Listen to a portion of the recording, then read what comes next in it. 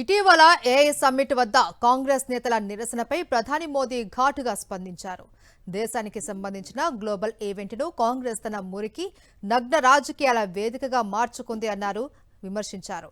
కాంగ్రెస్ నేతలు ఇప్పటికే నగ్నంగా ఉన్నారు అనే విషయం దేశ ప్రజలకు తెలుసు అని, మరీ బట్టలు తీసివేయవలసిన అవసరం ఏముంది అంటూ కాంగ్రెస్ పై వ్యంగ్యాస్త్రాలు సంధించారు. విదేశీ అతిథుల సమక్షంలో ఇలాంటి నిరసనలు చేపట్టడం ద్వారా దేశ ప్రతిష్టను దెబ్బతీసే ప్రయత్నం చేశారు అని ఆరోపించారు. भारत में दुनिया का सबसे बड़ा एआई सम्मेलन हुआ, लेकिन कांग्रेस और इसके इकोसिस्टम ने क्या किया? साथियों, कांग्रेस ने भारत के एक वैश्विक आयोजन को अपनी गंदी और नंगी राजनीति का अखाड़ा बना दिया। समारोह स्थल पर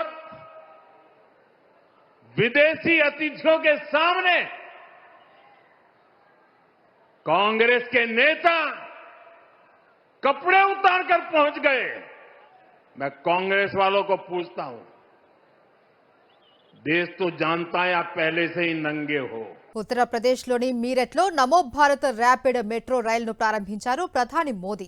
అనంతరం అక్కడి నుంచి మీరట్ సౌత్ స్టేషన్ వరకు మెట్రోలో ప్రయాణించారు. అందులో ప్రయాణిస్తున్న విద్యార్థులు, సిబ్బందితో కాసేపు ముచ్చటించారు మోదీ. ఢిల్లీ నుంచి మీరట్ వరకు 82 కిలోమీటర్లు నమో భారత్ కారిడార్ను నిర్మించింది కేంద్రం. ఇది దేశంలోనే అత్యంత వేగవంతమైన మెట్రో వ్యవస్థగా నిలవనుంది.